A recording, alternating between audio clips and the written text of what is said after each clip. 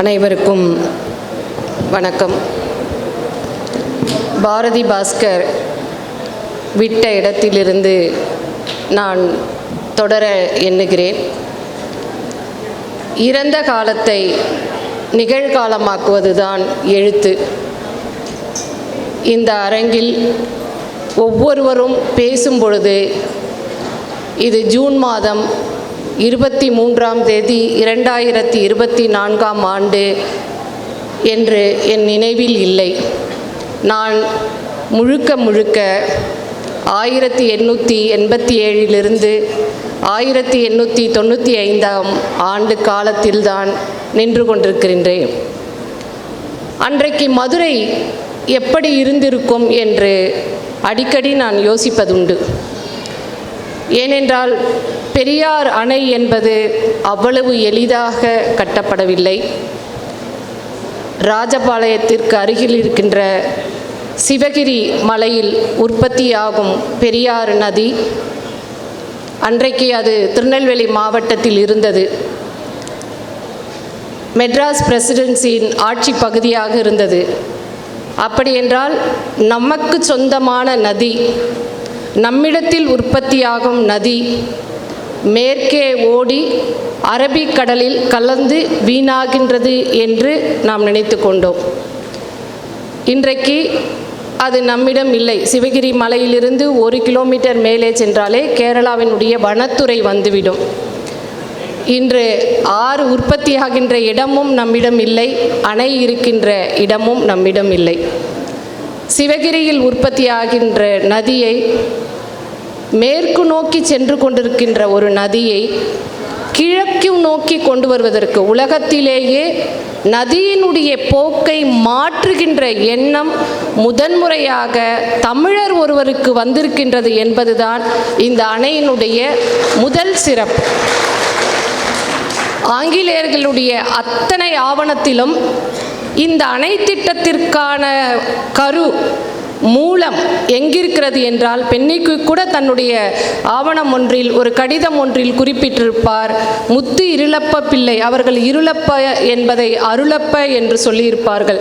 முத்து இருளப்ப பிள்ளை என்றொரு மினிஸ்டர், ராமநாதபுரத்தை சார்ந்த மினிஸ்டர், அவர் கூறியதாகத்தான் என்று ஒவ்வொரு 1800களில் எழுதப்பட்ட ஒவ்வொரு ஆவணமும் சொல்லிக் கொண்டிருக்கிறது. அந்த முத்திருளப்ப பிள்ளை எங்கு சொன்னார், என்ன விதமான கருத்து சொன்னார் என்பதை இன்று வரை என்னாலும் கண்டறிய முடியவில்லை. ஆனால் அவர் பணி செய்த இடங்கள், அவர் ராமநாதபுரத்தினுடைய ஒரு அமைச்சராக, தளவாயாக இருந்திருக்கிறார். பிறகு மேலூர், கம்பம் பகுதிகளில் வேலை பார்த்திருக்கிறார். பிரிட்டிஷினுடைய கட்டுப்பாட்டுக்குள் இருந்திருக்கிறார். மேலூர், கம்பம், ராமநாதபுரம், இந்த இத்தனை நிலப்பரப்புகளை பார்த்ததிலிருந்து அவருக்கு ஒரு எண்ணம் உருவாகி இருக்கலாம்.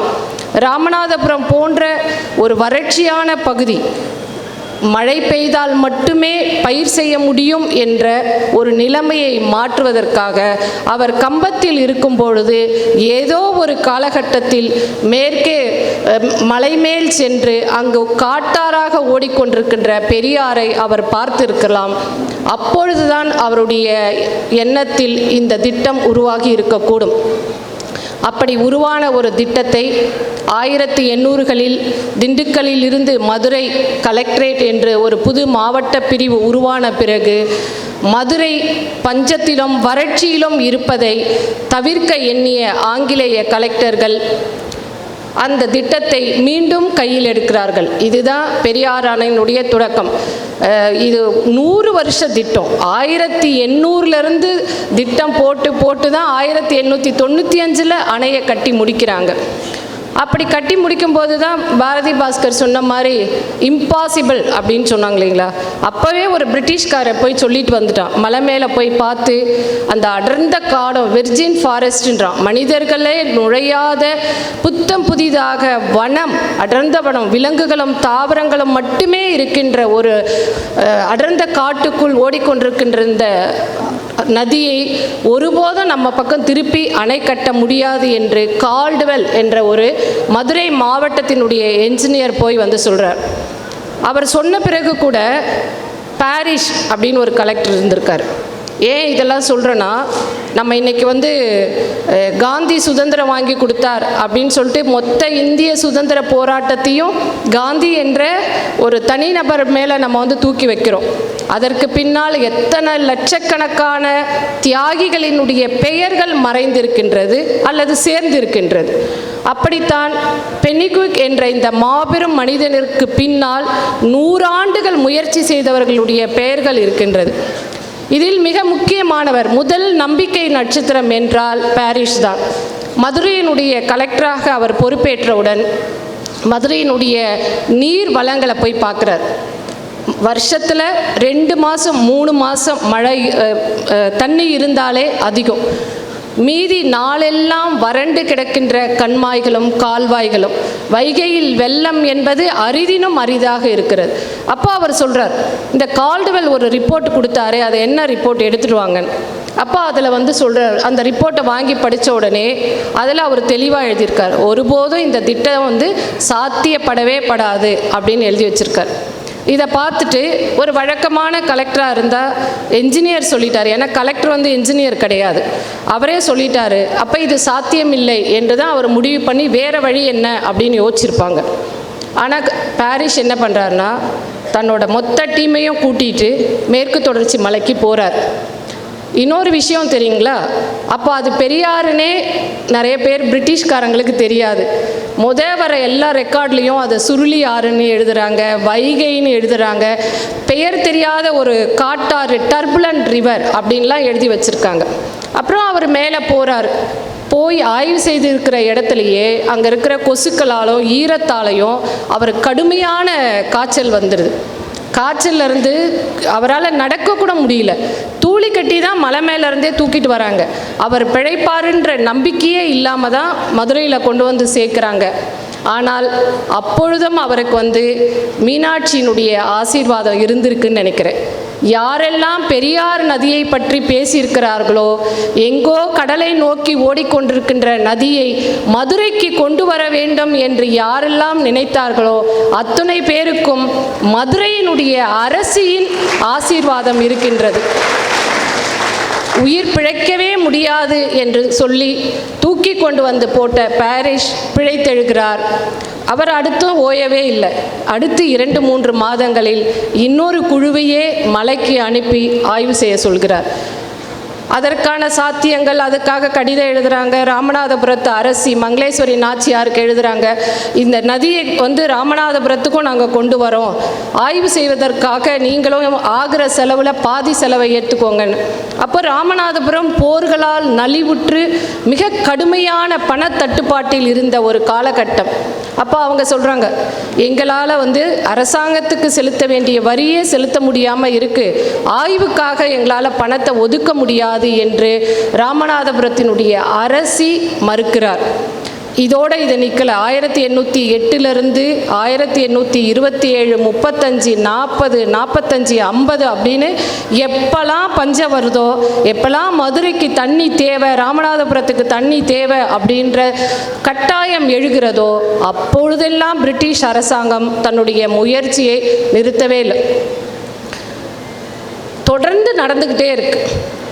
இந்த நேரத்தில் தான் ஒரு திரைப்படம் போன்று, கதாநாயகனுடைய வருகை போன்று 1860 பென்னிக்விக் மெட்ராஸ் பிரசிடென்சியில் ஒரு இராணுவத்தில் பணி செய்வதற்காக சென்னைக்கு வரார். 1858 தான் அவர் படித்து முடிக்கிறாரு லண்டனில். அப்புறம் இறந்து போன இராணுவ வீரர்களினுடைய கோட்டாவில் அவங்க அம்மா கடிதம் கொடுத்து வேலை வாங்கி பயிற்சி முடித்து 60களில் வராரு. வந்து ஓராண்டு அவர் இராணுவத்தில் இருக்கார். 62 பொதுப்பணித்துறையில் வேலைக்கு வரார். பொதுப்பணித்துறைக்கு அவருக்கு வேலைக்கு வர்ற நேரத்தில் தான் மீண்டும் மெட்ராஸ் பிரசிடென்சியில் கடுமையான பஞ்சம் வருகிறது. மீண்டும் பெரியார் அணை திட்டத்தை பற்றிய பேச்சுவார்த்தை ஆரம்பிக்குது. ஒரு நபர் பணிக்கு வந்த காலம் முதல் தொட்டு பணி முடித்து செல்கின்ற காலம் வரை பெரியார் திட்டம் பற்றி பேச்சிலும் ஆய்விலும் அதனுடைய செயல்பாட்டிலும் இருப்பதற்கான சூழலும் வாய்ப்பும் ஒருவருக்கு கிடைத்திருக்கிறது என்றால் அது காலத்தினுடைய விந்தை அல்லது ஆன்மீகவாதிகள் சொல்வது போல அது கடவுளினுடைய அருள் என்று சொல்லாமல் வேறு எப்படி சொல்ல முடியும்? அவருக்கு முன்னால் துறையில் இருந்த அதிகாரிகள் ரைஸ், ஸ்மித் போன்ற பொறியாளர்கள் திட்டங்களை தயாரிக்கிறார்கள். அது பல்வேறு விதமான மாற்றங்கள், எப்படி அந்த அணையை திருப்புறது, ஆற்றை திருப்பி கொண்டு வரும்போது எந்த வழியில் கொண்டு வருது என்று பல்வேறு ஆய்வுகள் நடந்துக்கிட்டே இருக்குது. அதில் பல்வேறு மாற்றங்கள் வருது, நடுவில் பஞ்சம் வருது, காசு இல்லாமல் போகுது, ஒத்தி போடுறாங்க, இப்படி எல்லாமே நடந்துக்கிட்டே இருக்குது. அப்புறம் 1876 தாது வருஷ பஞ்சம் மதுரையினுடைய அதிகபட்சமான உயிரிழப்புகளை மெட்ராஸ் பிரசிடென்சி பார்க்கிறது. பஞ்சத்துக்கு பிறகுதான் தங்களுடைய நிர்வாகம் சார்ந்த கொள்கை தவறென்று நினைத்து பிரிட்டிஷ் அரசாங்கம் இந்தியாவை ஒரு புதிய கட்டமைப்புக்குள் கொண்டு வர நினைக்கிறது. அதற்கு அவர்கள் முதலில் கையில் எடுத்தது இரிகேஷன், நீர்ப்பாசனம். இந்தியா முழுக்க இருக்கின்ற நீர்ப்பாசன வசதிகளை மேம்படுத்த வேண்டும் என்பதற்காகத்தான் அவர்கள் திட்டம் வகுக்கிறார்கள். அப்படி வகுக்கப்பட்ட திட்டத்தில் ஒன்றுதான் முல்லை பெரியார். பெரியார் அணைதான். முல்லை என்பது இப்பொழுது கேரளாக்காரர்கள் நம்மோடு சேர்த்துவிட்ட ஒரு பெயர். தொடக்க காலம் முதல் அவர்களுடைய அத்தனை ஆவணங்களிலும் இருப்பது பெரியார் அணை திட்டம் என்ற ஒரு சொல்தான். பிரிட்டிஷ்காரர்கள் இந்தியா முழுக்க நூற்றுக்கணக்கான அணைகளை கட்டியிருக்கிறார்கள். தமிழகத்திலும் பல அணைகள் கட்டப்பட்டன. இன்று வரைக்கும் நாம் பல அணைகளை கட்டி கொண்டிருக்கிறோம். ஆனால் எந்த விதத்தில் பெரியார் அணை தனித்துவமானது, முக்கியத்துவம் வாய்ந்தது? இதுதான் மேலூர்காரர்களாகிய உங்களோடு நான் பகிர்ந்து கொள்ள நினைக்கிறேன். பெரியார் நதி நமக்கு சொந்தமான நதி அல்ல. அது எங்கோ தொடங்கி கண் தெரியாத காட்டுக்குள்ளே ஓடி கேரளாவினுடைய மொத்தம் ஒரு 242 கிலோமீட்டர் தூரம் ஓடி அது கடலில் போய் சேர்ந்து ஒரு அடையாளம் இல்லாமலே இருந்தது. அந்த நதியை நமக்கு திருப்பி கொண்டு வர்றது அப்படின்றது லோகமாதேவி சொன்ன பாகிரதன் தவம் போன்ற ஒரு கதை அல்ல. அது பல பொறியாளர்களும் நம்முடைய மூதாதையர்களும் உயிரையும் உடலையும் கொடுத்து தவம் போன்று செய்து கொண்டு வந்த நதிதான் அந்த நதி. நான் என்னுடைய உரையினுடைய தொடக்கத்தில் சொன்னது போல் அந்த காட்சியை நினச்சி பார்க்குறேன். அணை கட்டலாம், திட்டம் போடலாம், பணம் கொடுக்குறேன். திருவிதாங்கூர் சமஸ்தானம் 8000 ஏக்கர் நிலத்தை கொடுத்துட்டாங்க. 999 வருஷத்துக்கு அக்ரிமெண்ட் போட்டாச்சு. எல்லாமே ரொம்ப வெற்றிகரமாக போயிட்டுருக்கு. இப்போ அணை கட்ட தொடங்கியாச்சு. இனிமேல் என்ன கஷ்டம் அப்படின்னு தான் நம்ம நினைப்போம். இந்த அணையிலேயே மிகப்பெரிய எதிரி யாருன்னா இயற்கை தான், பெரியார் தான். பெரியார் அவ்வளோ சீக்கிரமாக வசங்கி நம்ம கூட வரல.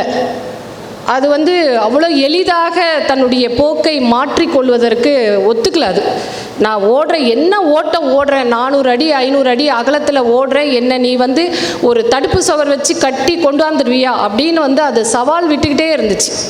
அந்த சவாலை சமாளித்தது தான் பென்னிக்விக்கினுடைய மாபெரும் சாதனை. இவங்க சொல்கிறாங்கல்ல, அவர் மனைவி போட்டிருந்த நகையை விற்றாரு, படுத்திருந்த படுக்கையை விற்றாருலாம், அதெல்லாம் சாதனை இல்லை. 9 வருஷம் நடுக்காட்டில் 3000-4000 கூலி ஆட்களை வைத்து கொண்டு இரவு பகலாக இயற்கையுடன் போராடினார்ல, அந்த போராட்டம் தான் ஆகச்சிறந்த சாதனை. அதைத்தான் நம்ம சொல்லணும். இன்றைக்கும் என் கண்ணு முன்னாடி அந்த காட்சி வந்துக்கிட்டே இருக்குது. மலையில் அணை கட்டிக்கிட்டே இருக்காங்க. கட்டுறதுக்கு முன்னாடி அந்த பேஸ் ஃபவுண்டேஷன் இருக்கு இல்லைங்களா, அதுக்குள்ளே தண்ணி வராமல் இருக்கிறதுக்கு தண்ணியை குறுக்கில் தடுக்கணும். அந்த தடுப்பு சுவரை கட்டுறதுக்கே 3 வருஷம். சார்கிட்ட தான் நான் ஸ்கூல் ஸ்டூடெண்ட் மாதிரி உட்காந்து பாடம் படிச்சிருக்கேன். அதை தடுக்கிறதுக்கே 3 வருஷம். 87 ஆரம்பிக்கிற வேலையை 90 தான் பேஸ்மெண்ட்டு கிட்டவே போகிறாங்க. அப்போ அது நடந்துக்கிட்டே இருக்குது. கீழே குமிழிக்கு கீழே கூடலூர் கிட்ட சுண்ணாம்பு எடுத்துகிட்டு போகணும். ஒரு நாளைக்கு 80 டன் சுண்ணாம்பு மலை மேலே ஏற்றணும். எப்படி ஏற்ற முடியும்? முதல்ல விஞ்ச் வச்சு ஏற்றி பார்க்குறாங்க. தண்ணி கீழேருந்து ஒரு முள்ளியம் பாஞ்சன் அப்படின்னு ஒரு சின்ன நதி வந்து குமுளியிலேருந்து மேலே ஏறி பெரியாறில் கலக்குது. அது ஆண்டு முழுக்க தண்ணி இருக்காது. தண்ணி இருக்கும்போது அதில் படகு போக்குவரத்தில் வச்சு ஏற்றிட்டு போகிறாங்க. அப்போது இது சுண்ணாம்பை மேலே ஏற்றுறது தினம் நடக்கிற போராட்டம். அதுக்கப்புறம் சுர்க்கின்ற செங்கல் மேலே ஒரு குண்டூசி கூட கிடையாது. அங்கே இருக்கிறது கொசுவும் காட்டு விலங்குகளும் தண்ணியை மட்டும்தான் இருந்துச்சு. மீதி எல்லாம் இங்கேருந்து எடுத்துகிட்டு போகணும். அப்புறம் நீங்கள் யோசிச்சு பாருங்கள், கல்லை உடச்சிக்கிட்டே இருந்திருப்பாங்க. அது இல்லாமல் அதுக்கு பேரலாக மதுரையில் வேலை நடந்திருக்கும். இன்றைக்கி மாதிரி நமக்கு வந்து ஜிபிஆர்எஸ் இல்லைன்னா ஒரு கேமராலாம் நம்ம வச்சு பார்த்தோம்னா, மேலேருந்து நம்ம பார்த்தோம்னா மதுரை அன்னைக்கு எப்படி இருந்திருக்கும்னா, மகாபாரதத்தினுடைய போர்க்கள காட்சி இருக்குல்ல, 18 நாளும் வந்து பாரதத்தில் போகிற அந்த பாரத போரை பற்றி கதை சொல்கிறவங்க கேட்கும்போது அந்த நமக்கு ஒரு உணர்ச்சி வரும்ல, அப்படி தான் எனக்கு தோணுது. பேரணையிலேருந்து 12 வாய்க்கால்கள் வந்து உள்ளே போகணும். பெரிய அங்கங்கே எந்தெந்த ஊருக்கு தண்ணி இணைக்கணுமோ கால்வாயை வெட்டியிருப்பாங்க. அந்த பிரான்ச் சேனல்லேருந்து குட்டி குட்டி கால்வாய் எந்தெந்த நிலத்துக்கு தண்ணி போதோ அதை வெட்டியிருப்பாங்க. பேரணையிலேருந்து குமுளி கூடலூர் வரைக்கும் 15 அணைக்கட்டு இருக்குது. அந்த 15 அணைக்கட்டும் அதுக்கு முன்னாடி குட்டி ரிவர், சுருளி ஆறு, வைரவன் ஆறுன்ற மாதிரி பெரிய நீரோட்டம் இல்லாத ஆறுகள் ஓடுற அளவுக்கு தான் அந்த அணைக்கட்டுகள் இருந்துச்சு. இப்போது 1600 கனஅடி தண்ணி வர்ற அளவுக்கு, பெரியார் தண்ணி வர அளவுக்கு இந்த அணையெல்லாம் பலப்படுத்தணும். அப்போ ஒவ்வொரு ஊர்லேயும் மதகுகளை சரி பண்ணுறதும், கால்வாய்களை வெட்டுறதும், கால்வாய்களுக்கு கரை கட்டுறதுக்காக மலையை உடைக்கிறதும், கல் வெட்டுறதும், இதெல்லாம் யார் செஞ்சுருப்பாங்க? உங்களுடைய தாத்தாவுக்கு அப்பா, உங்களுடைய பாட்டி. இந்த கற்பனையை நீங்கள் நினச்சி பாருங்கள். கல்லுலேயும் மண்ணுலேயும் ராத்திரி பகலாக கல் உடச்சி கஞ்சி குடிச்சு, கஞ்சிக்காக தான் நம்ம போய் வேலை பார்த்துருப்போம். காசு கொடுத்துருக்க மாட்டோம், கண்டிப்பாக காசு கொடுத்துருக்க மாட்டாங்க. கல்லை உடைக்கிறதும், மண்ணள்ளி போடுறதும், சுண்ணாம்பு காலவாயில் நின்றுட்டுருக்கிறதும், இரவு முழுக்க நீரில் நின்று வேலை பார்த்ததும், அத்தனை வேலை பார்த்தவர்களும் நாம் உங்களுடைய மூதாதையர்கள். உங்களுடைய உரிமைதான் இந்த பெரியார். இது கேரள அரசாங்கம் எத்தனை ஆண்டு காலம் மறுத்தாலும் இந்த உரிமையை நாம் ஒருபோதும் விட்டு கொடுக்கக்கூடாது. நம்மிடையே வரமாட்டேன் என்று சொல்லி பிடிவாதம் பிடித்த பெரியாரை வசக்கி நாம் நம்முடையவளாக மாற்றிக்கொண்டோம். மீனாட்சி என்ற மதுரையினுடைய அரசிக்கு சேவகம் செய்வகரால் மாற்றியிருக்கோம். அதனால் ஒருபோதும் அந்த உரிமையை நாம் விட்டு கொடுக்கக்கூடாது. அதை நினைவுறுத்துவதற்கான ஒரு கூட்டமாகத்தான் நான் இந்த கூட்டத்தை பார்க்குறேன். இது நீரதிகாரத்துக்கான பாராட்டு விழாவோ, நீரதிகாரத்துக்கான அறிமுக விழாவோ அல்ல. நம்முடைய வாழ்வாதாரம் காஞ்சி வறண்டு கிடந்த, உயிர்களை பலிவாங்கி கொண்டிருந்த ஒரு மண்ணில் 2 போகம் விளைவதற்கான வளத்தை கொடுத்த பெரியாறு என்ற நதி இந்த ஊருக்கு வந்ததை கொண்டாடுகின்ற ஒரு நாளாகத்தான் இதை நான் பார்க்குறேன். இதில் இன்னொரு அதிசயமும் இருக்குது. பெரியார் எடுத்த உடனே மேலூருக்கு வரணும்னு யாருமே சொல்லலை. பெரியாருடைய தொடக்க திட்டமே 100 வருஷமும் ராமநாதபுரத்துக்கு கொண்டு போகிறது தான் பிரிட்டிஷ் அரசாங்கத்தினுடைய திட்டம். அதற்காகத்தான் அவர்கள் ராமநாதபுரத்தினுடைய எல்லா நேரமும் பேச்சுவார்த்தை நடத்தினாங்க. பென்னிக்கு போல இன்றும் யாராவது ஒருவருக்கு நீங்கள் நன்றி செலுத்த வேண்டும் என்றால் பிரிட்டிஷ் அரசாங்கத்தில் டெபுட்டி சர்வேயராக வேலை செய்த கிளாக்ஸ்டன் என்ற ஒரு சர்வேயருக்குத்தான் நீங்கள் நன்றி சொல்ல வேண்டும். அவர்தான் இந்த அணையை கட்ட வேண்டும் என்று முடிவு செஞ்ச பிறகு நாம் இங்கே பேசின எல்லாருமே சொன்னாங்க, பிரிட்டிஷினுடைய பிரதான நோக்கமே லாபம். அதைத்தான் அவங்க செஞ்சாங்க. அவன் எடுத்த உடனே பணம் ஒதுக்கல. செக்ரட்டரி ஆஃப் ஸ்டேட்ஸ் லண்டனில் உட்காந்துருக்காருல, அவர் அவ்வளோ சீக்கிரமாக எந்த திட்டத்துக்கும் அனுமதி கொடுக்க மாட்டார். அவங்க ஒரு குழுவை, ஒரு நபர் குழு இன்றைக்கி போடுறாங்கல்ல, அந்த மாதிரி ஒருத்தரை போடுறாரு. நீங்கள் போயிட்டு, அவர் கோயம்புத்தூரில் வேலை செய்கிறார் கிளாக்ஸ்டன். அவரை மதுரைக்கு அனுப்பி இந்த பெரியார் திட்டத்தை நடைமுறைப்படுத்தினால் நமக்கு எவ்வளோ லாபம் வரும், எந்தெந்த இடத்துக்கு தண்ணி கொடுக்கலாம் அப்படின்னு ஆய்வு செஞ்சு ஒரு அறிக்கை கொடுங்க அப்படின்னு சொல்கிறேன். 1875 நியமிக்கப்பட்ட அந்த பணி அவர் ஓராண்டு எடுத்துக்கொண்டு 76 அந்த அறிக்கையை சமர்ப்பிக்கிறார். அங்கே தான் உங்களுக்கு அதிர்ஷ்ட தேவதை வந்து கண்ணு திறக்குது. அப்போ என்ன சொல்கிறாருன்னா, ஏற்கனவே வைகை பாசன ஆயக்கட்டுக்காரெலாம் இருக்காங்க. அவன் ஒரு போகம் விளைஞ்சாலும் சரி, 2 போகம் விளைஞ்சாலும் சரி, அவன் கொடுக்குற காசுக்கு மேலே கொஞ்சம் தான் வாங்க முடியும். ரொம்ப காசு கேட்டால் என்ன பண்ணுவான், எனக்கு தண்ணியே வேணான்னு சொல்லுவான். இல்லை திருட்டுத்தனமாக எடுத்துக்கலாம், அந்த தண்ணியை யாருமே என்ன பண்ண முடியாது, கணக்கு பண்ண முடியாது. அப்போது வருமானம் குறையும். ராமநாதபுரம் வைகையில் போனோம்னா அது ராமநாதபுரத்துக்கு வரைக்கும் போகும். அப்போ வேறு வழி என்ன, வருமானத்தை அதிகரிப்பதற்கான வழி என்ன அப்படின்னா, பேரணை வரைக்கும் இப்போ வைகை டேம் இருக்குது. அப்போ வைகை டேம் கிடையாது இல்லைங்களா. பேரணை வந்து பாண்டியர்கள் காலத்திலே கட்டப்பட்ட அணை. அந்த அணை வழியாகத்தான், அது ஒரு சின்ன செக் டேமாக தான் அப்போ இருந்திருக்கும். அது வழியாக தான் வைகை வந்து பாஞ்சி ஓடி இருக்கும். அந்த இடத்துல ஒரு ரெகுலேட்டர் வச்சு பெரியார் தண்ணியை அங்கேருந்து திருப்பி மேலூருக்கு நம்ம திருப்பி விட்டோம்னா, இங்கே சுமார் ஒரு 1400 கண்மாய்கள் சும்மா கிடக்கு. எல்லாம் பெரிய பெரிய கண்மாய். அதில் வருஷம் முழுக்க நம்ம தண்ணி போட்டோம்னா விவசாயம் முழுசாக நடக்கும். ஒரு போகம் இல்லை, 2 போகமும் நடக்கும். பிரிட்டிஷ் அரசாங்கத்துக்கு நில வருவாய் அதிகரிக்கும் என்று சொல்லி கிளாக்ஸ்டன் கொடுத்த அந்த அறிக்கையினால்தான் பெரியாறு மேலூரை தொட்டது. நம்முடைய நன்றிக்குரியவர்களில் பிரதானமானவர் கிளாக்ஸ்டன் தான். அப்போ ராமநாதபுரத்துக்கு தண்ணி போகக்கூடாதா அப்படின்னா, ராமநாதபுரத்துக்கும் போகலாம், அது பிரச்சனை இல்லை. ஆனால் முழுக்க முழுக்க வறட்சியிலும் பஞ்சத்திலும் அதிகமாக பாதிக்கப்பட்ட மக்கள் இருந்த இடம் மேலூர். அதையும் கணக்கில் எடுத்துக்கொண்டு தான் அந்த திட்டம் இங்கே வந்து உருவாக்கப்பட்டது.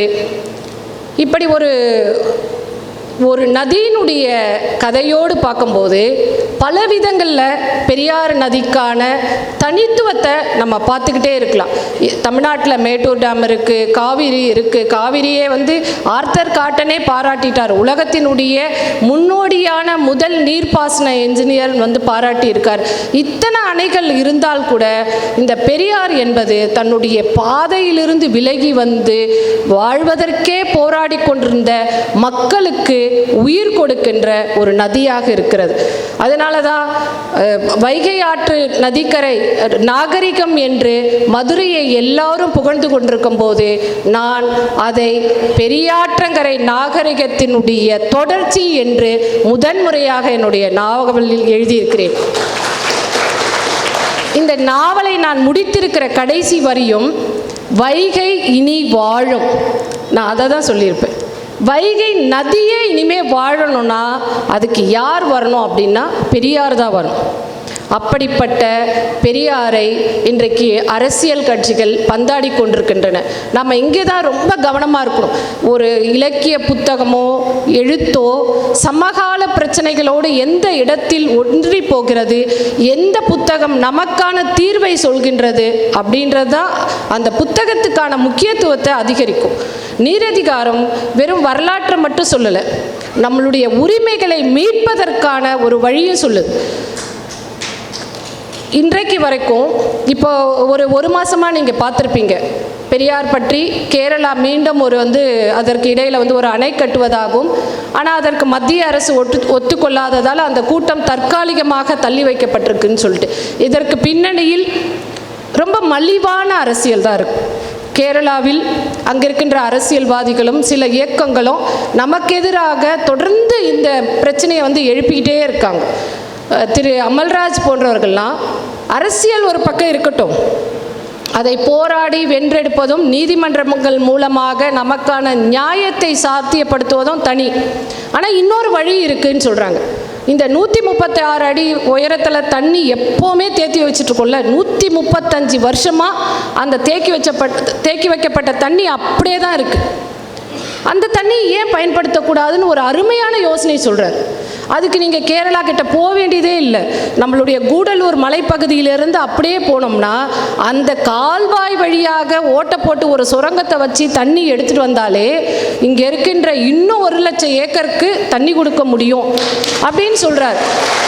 அப்போது இப்படியான ஒரு சாதகமான, நம்ம சண்டை போடுறோம், அரசியல் பண்ணுறாங்க, அவங்கெல்லாம் மேலே கொந்தளிச்சுக்கிட்டே இருக்கட்டும், அவங்க பென்னிக்விக்கினுடைய சட்டையை கூட வித்துட்டாருன்னு சொல்லி அவங்க என்ன வேணால் பிரச்சாரம் பண்ணட்டும்.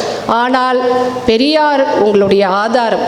அதை காப்பாற்றிக் கொள்வதற்காக அறிவுபூர்வமான யோசனைகளையும் இங்கு உள்ள விவசாய சங்கங்கள் முன்வைக்க வேண்டும். அதைத்தான் நீரதிகாரம் சொல்லுது, நானும் சொல்ல நினைக்கிறேன். இங்கே இருக்கிற பாரதி பாஸ்கர் பேசும்போதும், நீதியரசர் பேசும்போதும், திரு ராஜேந்திரன் சார் பேசும்போதும், என்னுடைய தோழி லோகமாதேவி பேசும்போதும் கால்லாம் எனக்கு சில்லிட்டுச்சு. அதுக்கு காரணம் நம்முடைய எழுத்தை வரிக்கு வரி, அதுக்கு பின்னாடி இருக்கிற உணர்வுகளை அவங்க ஸ்லாகிச்சு பேசுகிறாங்க அப்படின்றது ஒரு பக்கம் இருந்தால் கூட, ஒரு வரலாற்று சம்பவத்தை நிகழ்காலத்துக்குள்ளே கொண்டு வந்து சேர்க்கும்போது அது மனிதர்களுக்குள்ள என்ன விதமான உணர்வெழுச்சியை உண்டாக்குது அப்படின்றத எனக்கு இந்த மேடையிலிருந்து பார்க்கும்போது நேரில் பார்த்த மாதிரியே அந்த கணத்தில் நான் உணர்ந்துக்கிட்டே இருந்தேன். எப்படி நீரதிகாரத்தினுடைய கடைசி அத்தியாயத்தை எழுதும்போது ஒரே நாளில் 4 அத்தியாயங்கள் எழுதினேன். காலையில் 6:45 ஆரம்பித்து இரவு ஒரு 6:30 மணி போல் முடித்தேன். ஏறக்குறைய 60 பக்கங்கள். எல்லாரும் சொல்கிற மாதிரி தான் அந்த கதையை எப்படி முடிக்கிறதுன்னு கடைசி 4 அத்தியாயங்கள் வரைக்கும் கூட நான் அதை முடிவு பண்ணவே இல்லை. கதை போயிட்டே இருக்குது. அணை ஒரு 110 அடி தான் கட்டியிருக்காங்க. அதனுடைய உயரம் 156 அடி வரணும். நான் 110 அடியில் நிற்கிறேன். அந்த கதை எப்படி போக போகுது, அதுக்கான முடிவு என்ன? ஏன்னா எல்லாருக்கும் தெரிஞ்ச கிளைமாக்ஸு சொன்ன மாதிரி டேம் கட்டிட்டாங்க. நான் போய் புதுசாக அதை 1895 அக்டோபர் மாதம் 10ஆம் தேதி நான் அதை திறந்து வைக்க வேண்டிய அவசியமே இல்லை. அப்போ கதை எங்கே முடிய போகுது அப்படின்ற ஒரு எண்ணத்தோட, கேள்வியோட நான் அந்த கம்ப்யூட்டர் முன்னாடி உட்காந்து எழுத ஆரம்பிச்சுட்டே இருந்தேன். அப்போவும் ஒரு பஞ்சம் வருது, அசாதாரணமான மழையும் ஒரு பக்கம் பெஞ்சிக்கிட்டே இருக்குது. அந்த கதை அதுவாக தான் என்னை நகர்த்திக்கிட்டே போகுது. அந்த பஞ்சத்தினுடைய தொடர்ச்சி, மீனாட்சி சித்திரை திருவிழா நடக்குது, வைஸ்ராய் மதுரைக்கு வர இருக்கார், ஊரே லட்சக்கணக்கான மக்கள் மதுரையில் குழுமி இருக்காங்க, ஆயிரக்கணக்கான மாடுகளும் மாட்டு வண்டிகளும் சலங்கை சத்தத்தோடு மதுரையை நோக்கி வந்துக்கிட்டே இருக்குது. ஆனால் தண்ணி கிடையாது, வைகையில் ஒரு சொட்டு தண்ணி கிடையாது. சுற்றி இருக்கிற நீர்நிலைகள் எல்லாத்துலேயும் மக்கள் நீர் எடுத்து எடுத்து அடியில் பாத்திரம் போட்டாலே டங்குன்னு போய் அந்த பாறையில் மோதுற சத்தம் தான் கேட்குது. அப்போ அந்த நாள் எப்படி போகும், அந்த திருவிழா எப்படி நடக்கும் அப்படின்ற அந்த கேள்வியோடு தான் அந்த கதை நகருது.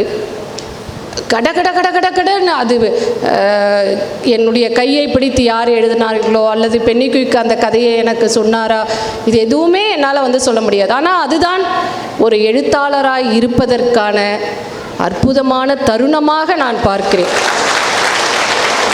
அதுதான் கூடுவிட்டு கூடு பாயும் நேரம் என்று நான் உணர்கிறேன். மதுரையினுடைய நீண்ட நெடிய வரலாற்றில் மதுரையினுடைய மீனாட்சி ஒரு தெய்வம் என்பதை காட்டிலும் அவள் அந்த மதுரையினுடைய அரசி என்ற இடத்தில் வைத்து பார்க்கும்போது, ஒரு அரசிக்கு தெரியாமல் அந்த ஊருக்குள்ளே ஏதாவது வரலாமா? அரசியிடம் அனுமதி பெறாமல் புதியதாக யாராவது உள்ளுக்குள்ளே வர முடியுமா என்ற ஒரு சின்ன கேள்வியிலிருந்து தான் மேலூருக்கு வர இருந்த பெரியாரை நான் மதுரைக்கு திருப்பி மீனாட்சியினுடைய திருக்கல்யாணத்தன்று அவளும் அவளுடைய கணவர் சோமசுந்தரேஸ்வரரும் உட்கார்ந்து கொண்டிருக்கும் போது அவர்களுடைய காலை தொட்டு அனுமதி பெற்று மதுரைக்கு சென்றடைந்ததாக என்னுடைய கதையை நான் முடித்திருப்பேன். இது ஒரு அரசிக்கு கொடுக்கின்ற அதிகபட்ச மரியாதை. இத்தனை நூற்றாண்டு காலமாக 4 தமிழ்ச்சங்கங்களை கண்ட மதுரை, தமிழினுடைய பண்பாட்டு தலைநகரமாக இருக்கின்ற மதுரைக்கும் மதுரையினுடைய அரசிக்கும் நீரதிகாரம் சூட்டிய ஒரு கிரீடம்தான் பெரியாறு மதுரைக்கு வருவதாக நான் எழுதிய அந்த காட்சி. அதிலும் கடைசி வரி வைகை இனி வாழும் என்ற அந்த ஒரு சொல்லில்தான் பெரியாரினுடைய மொத்த வரலாறும் அடங்கியிருப்பதாக நான் நினைக்கிறேன்.